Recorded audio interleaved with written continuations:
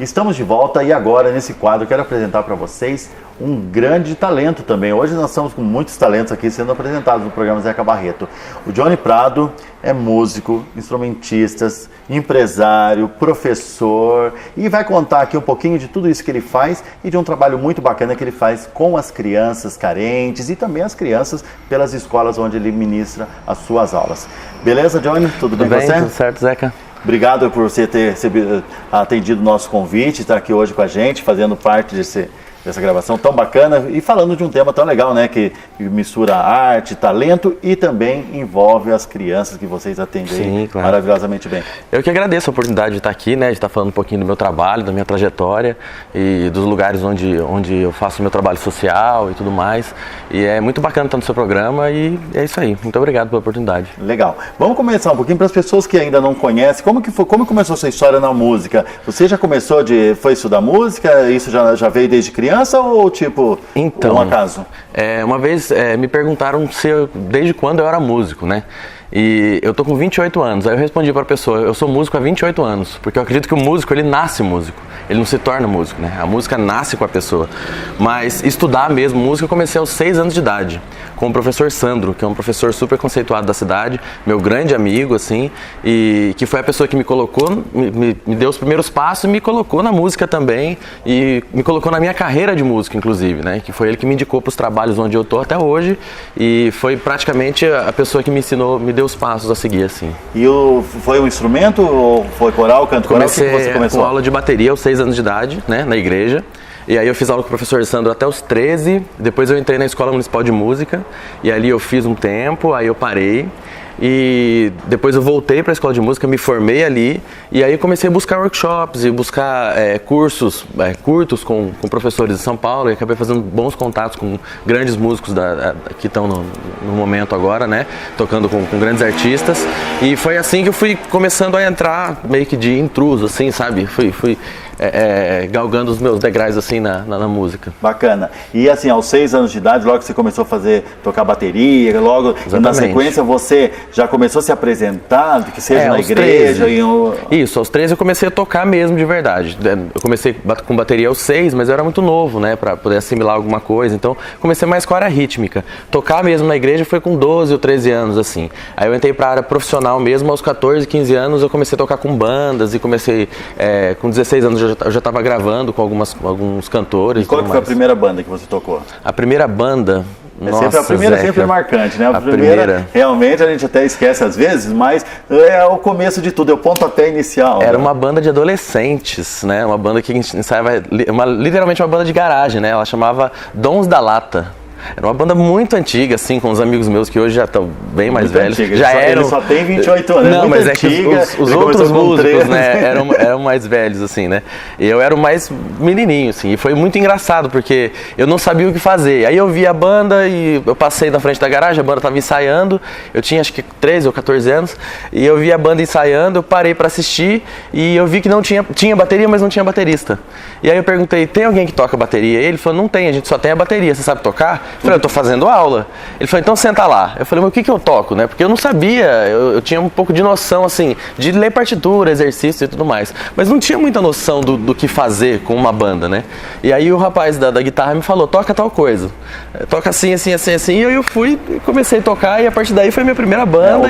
O talento já tinha, só faltava uma direção. Exatamente, que é isso que acontece com as pessoas, foi né? Que aconteceu. A gente nasce. E tipo assim, tinha algum músico nessa época que você tinha como referência, como ídolo, ou até hoje que você curte bastante? Sim, é um músico que sempre foi o meu ídolo desde que eu comecei e hoje eu tenho o prazer de chamar de amigo, que é o Cuca Teixeira, né? Que é um baterista que já tocou com a Maria Rita, Ed Mota, grandes músicos aí, e hoje eu tenho o prazer de chamá-lo de amigo, a gente é amigo hoje em dia. E foi um cara que eu cresci vendo tocar, acompanhava tudo que ele gravava eu corria atrás para ter, e eu via revistas onde ele saía, as marcas que patrocinavam ele e tudo mais, e acabamos nos encontrando sábado, né, eu consegui trazê-lo para... Pelos palcos da vida. Pelos palcos da vida nos encontramos, fizemos amizade e ele acabou vindo para Ourinhos, pro Festival de Música para lecionar. E aí que a gente firmou um pouco mais a nossa amizade aí. E é um grande parceiro hoje em dia. Legal. Aí depois que você se formou, você iniciou efetivamente, profissionalmente na música, aqui voltada para... E também na parte de educação musical. Isso. Conta um pouquinho sobre esse período aí desse início e onde você ministra suas aulas também. Aos 18 anos, eu me formei, né, na escola de música. E aí o professor Sandro estava aqui na prefeitura dando aula de fanfarra nas escolas, né? E aí ele me avisou, ó, tem muita escola e pouco professor. Você gostaria de entrar, prestar a prova e tal? Foi claro, ele me deu os primeiros passos ali. Eu fiz a prova da prefeitura, passei e estou na prefeitura há 10 anos, assim. Inclusive hoje em dia eu estou na escola onde ele estava, né?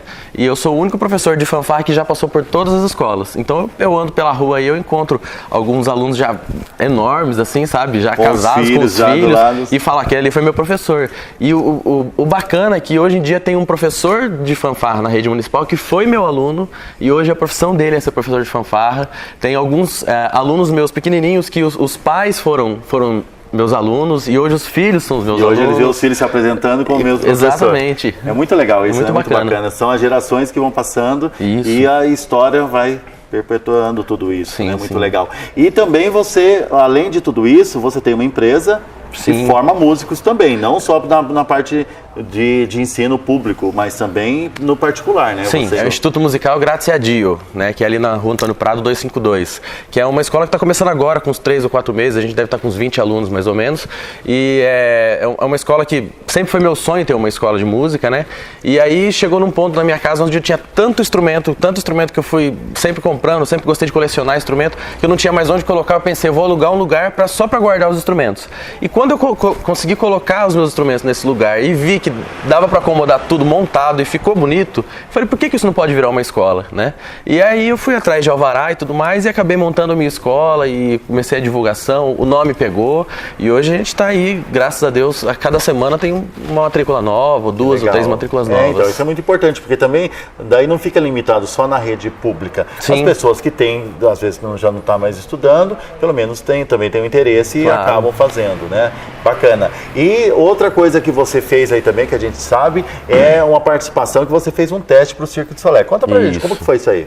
Essa experiência, essa vivência. Foi uma experiência muito bacana, porque eu vi que abriu inscrição, né, para músicos percussionistas e tal, que precisavam de percussionistas para o Circo de Solé.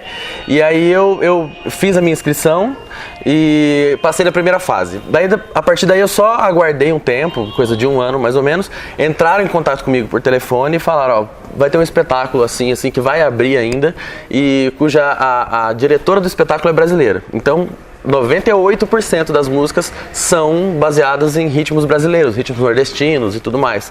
Você quer participar? Você tem interesse? Eu falei, tenho. Então você vai fazer assim, a gente vai te mandar um contrato, aí me mandaram todo a papelada que eu tinha que fazer e tudo mais, né? Todo o procedimento. Mandaram as partituras, mandaram as músicas sem percussão, onde eu tinha que inserir a percussão, né? E aí eu fiz os vídeos, né, pro Circo de Solé, mandei pra lá e aí fui aprovado.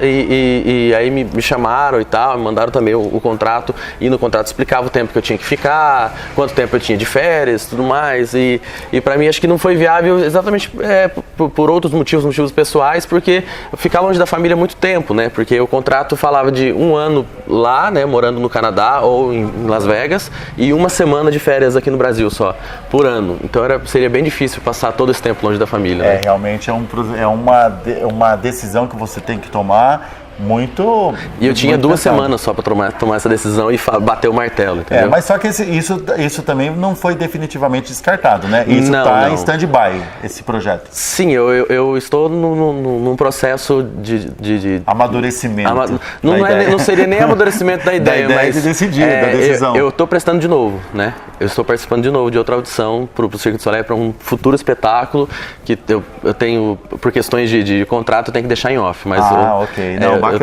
Eu já estou em outro processo para o futuro entrar em outro espetáculo. Não, legal. Então, realmente está em ativa essa... Eu ainda estou ativo, isso. A proposta ainda está ativa. Sim, legal, não foi um sonho que morreu, né? Com certeza. Bacana. Bom, é isso aí. O programa Zeca Barreto vai fazer mais um intervalo e voltamos em seguida com muito mais, sabendo tudo aqui. O Johnny Prado contando tudo pra gente sobre o mundo musical.